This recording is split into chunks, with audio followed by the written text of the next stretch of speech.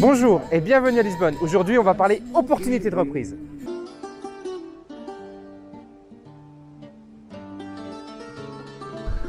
Ok, alors Lisbonne, ville assez extraordinaire que je découvre là, depuis quelques jours. Si vous avez suivi un petit peu l'actualité en Europe, vous savez que Lisbonne est une destination extrêmement prisée par beaucoup de Français, beaucoup d'expatriés, notamment évidemment pour la qualité de vie, le cadre de vie, ce qui permet à Lisbonne de bénéficier d'un tourisme et d'une croissance touristique assez importante. On est, je crois, je sais, entre 7 et 15% par an de croissance, d'accord, même si ça a plutôt tendance évidemment à baisser ces dernières années, et c'est pas plus mal, parce que dans les pays dans lesquels on dépasse les 10% de croissance sont des pays où les infrastructures ne suivent pas, d'accord, et on voit qu'ici il y a vraiment le besoin de... Eh bien, la ville est tout le temps en travaux en fait, il y a vraiment le besoin d'upgrader la ville par rapport à la demande. En ce qui concerne les investissements, d'accord, et notamment les investissements entrepreneuriaux, c'est ceux qui nous intéressent le plus. En même temps que je vais parler là, je vais vous montrer un petit peu ce que je vois, moi, de mon œil d'investisseur. C'est que, évidemment, il y a une croissance très importante des loyers, d'accord. Les loyers ont augmenté 4,5 fois plus vite que les salaires au Portugal, d'accord, en 10 ans. Donc c'est assez problématique pour les locaux, parce que du coup ils ont beaucoup de mal à se loger, mais ça dénote encore une fois, c'est un deuxième indicateur de cette tendance de fond de l'arrivée touristique et donc des Airbnb. D'ailleurs l'immeuble, pareil, je vais vous le montrer, là, l'immeuble dans lequel je suis est un immeuble qui est en complète rénovation, d'accord. Et ce qu'on peut voir, c'est que quand on se balade et quand on voit un petit peu les petites échoppes dans Lisbonne, il y a effectivement des opportunités d'investissement entrepreneurial. Ce qui se passe, c'est que comme les salaires sont encore assez bas, hier on a mangé dans une chaîne qui s'appelle Go Natural, d'accord, et dans cette chaîne Go Natural, il y avait que 4 tables. D'accord, 4 tables avec une moyenne de prix entre 5 et 8 euros, d'accord, et un salarié, d'accord. J'ai demandé à la nana ce qu'elle faisait, elle m'a dit qu'elle était salariée. Donc ça veut dire que quand ce type de chaîne, d'accord, qui a déjà étudié le business model, qui connaît les chiffres, peut s'implanter comme ça, c'est qu'effectivement il n'y a qu'une seule raison en fait qui fait que ça tient, c'est que les loyers sont peu chers. Et ça ne m'étonne pas, puisque la règle des loyers en Europe est à peu près partout la même, c'est-à-dire que les loyers ne peuvent pas augmenter aussi vite qu'un Airbnb. C'est-à-dire que quand vous avez acheté un Airbnb, vous pouvez suivre cette tendance de 4,5%, ce qui n'est pas le cas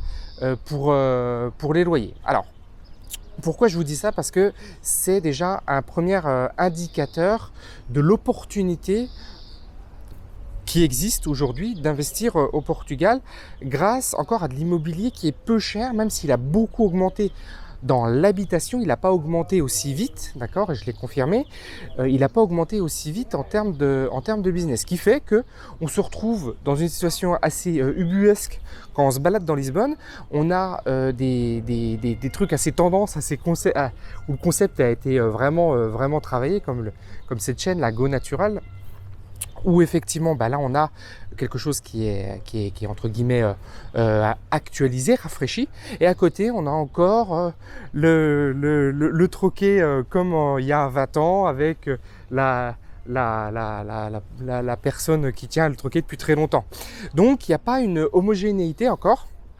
Ce qui fait que on se retrouve avec des possibilités d'investissement, d'accord, des possibilités d'investissement tout simplement, qui seraient encore réalisables, c'est-à-dire de reprendre ce type d'affaires évidemment, hein, et puis de lui donner une nouvelle dynamique, une nouvelle ambiance, un nouveau concept, bref, de lui poser une valeur ajoutée extraordinaire pour pouvoir l'upgrader tout simplement. Alors, je ne suis pas un expert du Portugal, ok, et de toute façon, il n'est pas nécessaire d'être expert du pays dans lequel on est pour pouvoir investir. Ce qu'il faut, c'est avoir les bons réflexes et les bonnes clés d'analyse.